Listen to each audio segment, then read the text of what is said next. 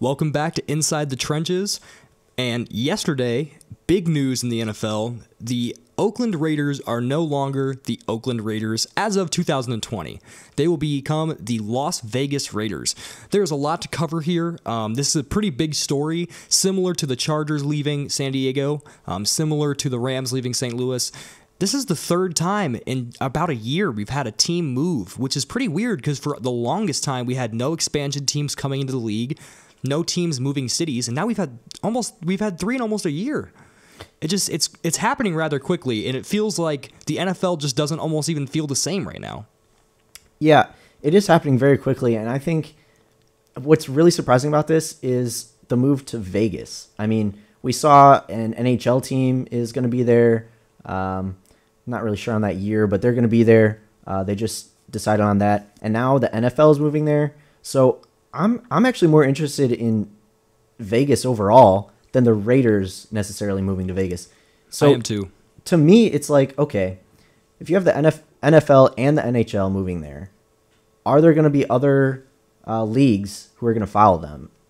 When you think about it, it's possible. The NBA, I think, definitely could do it. The NBA plays their summer league there right now. Well, one of their summer leagues is in Vegas. I think they could definitely do it, and I also think, well, MLB to me would probably be the last. I think MLB would make sense though, because you wouldn't worry about like rain delays and those kind of things. Like the weather would be ideal for a baseball team. Yeah, it's hot out, but I mean, like you wouldn't have very many cancellations. You would assume you wouldn't have very many rain delays. Like the weather would make sense for a team. And granted, that's just the weather, and there's so many other logistical things that go into putting a pro team somewhere, but that aspect of it does make sense. And if you're going to have all these other pro teams going there, you might be building a market that doesn't exist, which could allow for a baseball team to enter in the market more seamlessly. Mm-hmm. Yeah, so I don't know. I just feel like eventually Vegas is going to have a Big Four team, one Big Four team at least, in every sport. And then it also brings in a question, if you have sports teams in Vegas where you can legally gamble on sports, is that going to change nationwide sports gambling? It may, and that's what's going to be pretty fascinating, I think, about the Raiders, and that's been a big talk about this, is how something like gambling is going to,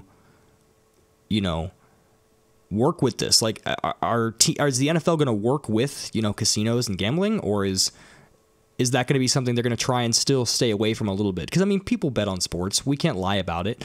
But is that going to be something to become more incorporated into the NFL? Something that maybe they try and pursue a little bit further? It's going to be really weird to see how this all shakes out with something like gambling, because it's something that so many people don't really, agree with. It's something that a lot of people don't like. And the NFL tries to be very kid-friendly. They try to make it something that families want to watch together and that kids want to watch and that kids want to look up to some of these superstar players. But then you go and promote something like gambling, and that could kind of be a conflict of interest. So that's going to be interesting to see. But in general, with this Las Vegas move, only one team of all 32 actually voted no to the move, and that was the Miami Dolphins. So it was a pretty unanimous decision, basically, to go forward with this. And a lot of people were saying that the Dolphins voted no because they think it's a conflict of interest of their own, where the Dolphins are always trying to host Super Bowls in Miami, and they think Las Vegas is going to be a big place to host a Super Bowl. Again, weather would be ideal there. Brand new stadium that's supposed to cost $1.9 billion would probably be beautiful. A lot of places for people to stay out in Vegas. It's a great Super Bowl destination, and it kind of conflicts with Miami always trying to get Super Bowls there as much as possible. And that's why people think they voted no.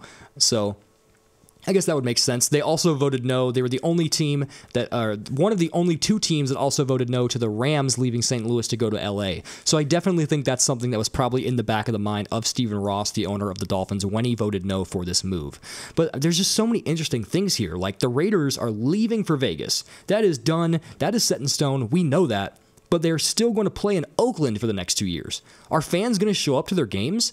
I know that their owner has said that he'll refund season tickets to anybody who wants a refund for these, especially past the 2018 season, because he said as of right now they do plan on playing there in 2018, but 2019 they may or may not. They might need to find a temporary location because their stadium in Vegas is not expected to be built in 2020.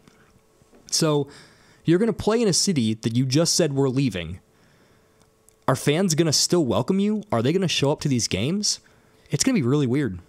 Well, backing up a little bit, first of all, the Dolphins, I did see that they voted no because of, the Super Bowl interest. But I also saw that Stephen Ross, he actually was interested in the fact that the public is paying for the stadium, for most of the stadium. And he says that they should not be doing that. It should be the team. And it's interesting you bring that up because that was a big problem with them leaving Oakland, was trying to get the financing right. And basically, Oakland, they presented a plan saying, we'd like for you to stay. And Roger Goodell said, your plan's not good enough. There's too many unanswered questions here, too much stuff that's uncertain in your plan, and that's why we're going to say no to it. And Las Vegas said, we'll have $750 million of this $1.9 billion come from our taxpayers here in Clark County. And a Stanford economist, Roger Knoll, actually said it was the worst deal for a city he'd ever seen. So that's saying something. Is, like you said, the majority of it, while, yeah, $750 million of it may not be, the majority of $1.9 billion. This is split into three different pieces of the pie here. There's a section of it paid by the Raiders, there's a section of it paid by private companies, and then there's a section of it paid by the taxpayers. And the largest of the three chunks is going to the taxpayers. So people in Clark County are going to be paying for this. And I heard that's going to be on an average of like $300-something per person living in that county will pay going towards this new stadium. So you're right. It's nuts. I think the Dolphins were directly hit the mark when they said the team should pay for the stadium. To me, that just makes sense. I mean, you're the ones that are going to be playing there. You are the ones that, it's your stadium. You should pay for it. And I understand that you might need, a little extra money. That makes sense. But these NFL teams, they make so much money. It's ridiculous. And to really back up his own point there, Stephen Ross, the owner of the Miami Dolphins, there was a $350 million renovation done to their stadium. Actually, it's still kind of ongoing throughout this offseason. But over the last couple of years, they've had a $350 million renovation of their stadium, and he paid all $350 million out of his own pocket.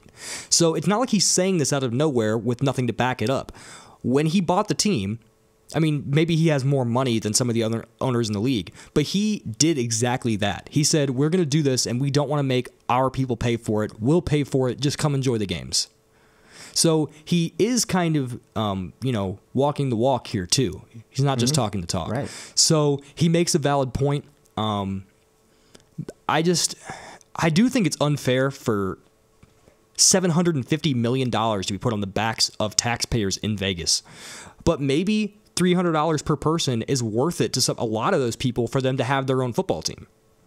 It could be, and it's definitely worth it for the NFL and for Las Vegas. I mean, they're going to get so much. The two biggest spans of days in Las Vegas for people to go are March Madness and the Super Bowl. So, I mean, like you said, they're worried about the Super Bowl. What if Las Vegas just decides, okay, we're going to buy out? I don't know if they can do that, but we're going to just host every Super Bowl. I don't think that's possible, and I don't think the NFL would let that happen, but they may have one of the highest grossing Super Bowls ever when they host it. Roger Goodell did say he doesn't expect them to host a Super Bowl until after the year 2022. So that's a little bit in the future, but that's really not that far away. That's only 5 years from now, and their stadium won't even be built until 3 years from now. So he's saying maybe even the third year of having a stadium, they could get a Super Bowl. And they're kind of thinking, you can tell that means they are thinking very far ahead here about why they're building this stadium, and there are alternative motives behind it. Now, there's a couple other interesting things logistically about putting a football team in Las Vegas. Actually, what I did notice, the population of Oakland, according to what I looked up on Google, Oakland has 406,000 people in it. Vegas has 603,000. And Vegas, it's a lot bigger than, what we think in our minds of the Strip in Vegas. There's so much more outside of that, but they actually do have more people in Vegas than there are in Oakland. And there's probably a lot more big dollar people, big celebrities willing to pay for events and paying for suites, which I'm interested to see how many suites and luxury seating are going to be in this stadium. A lot more of those people probably going to be willing to pay to go to Vegas for a game because there's so much to do in Las Vegas. Another thing is, this is going to be apparently built right off of the Strip. Where are teams going to stay when they go play? Can you imagine staying in one of these big fancy casinos with a whole NFL team? That doesn't seem like a good idea. Definitely does not seem like a good idea, especially when you think about in other sports, players have gotten in tons of trouble for gambling on sports, but still gambling. I mean, you think of Pete Rose. He can't get into the Hall of Fame because he gambled.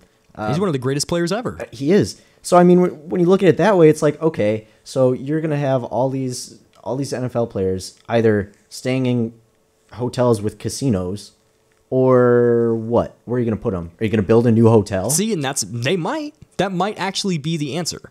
Maybe they will build a hotel. It's really weird. Like, that's one of the big problems I think that these teams may not be thinking about when they vote for this is, oh, this is a great idea for the NFL. This is great for the Raiders. Is it great for you?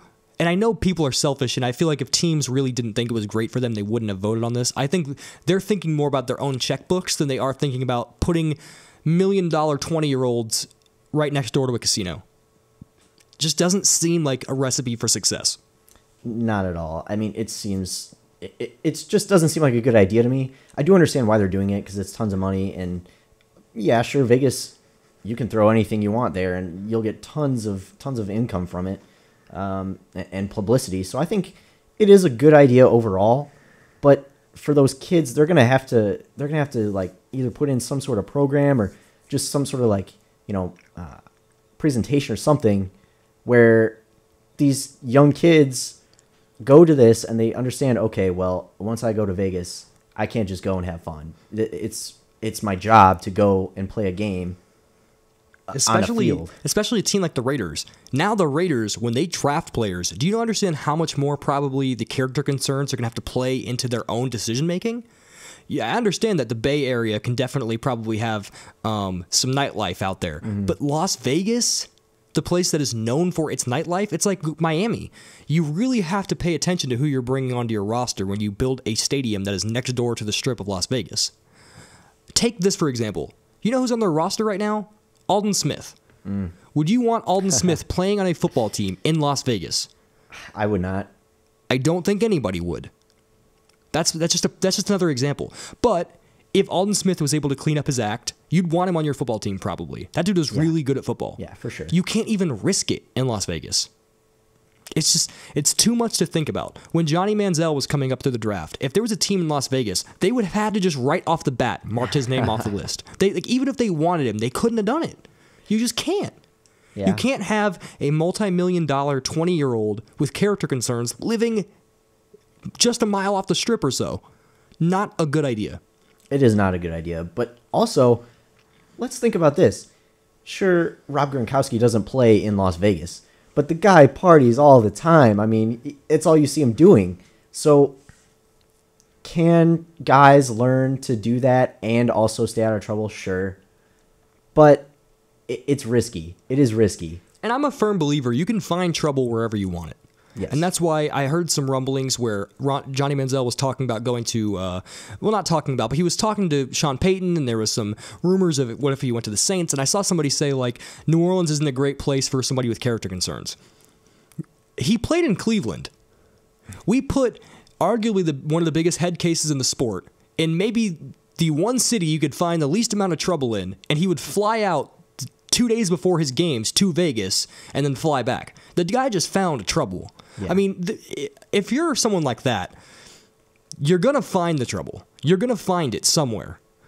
And I don't think that that's something we should worry about too much, honestly. I mean, maybe we're harping on this too much, but if you put someone that maybe is easily influenced by people around them, or, sometimes does party just a little bit too much in Las Vegas, they might get carried away with it. But there are some players that you just can't help, no matter where they go.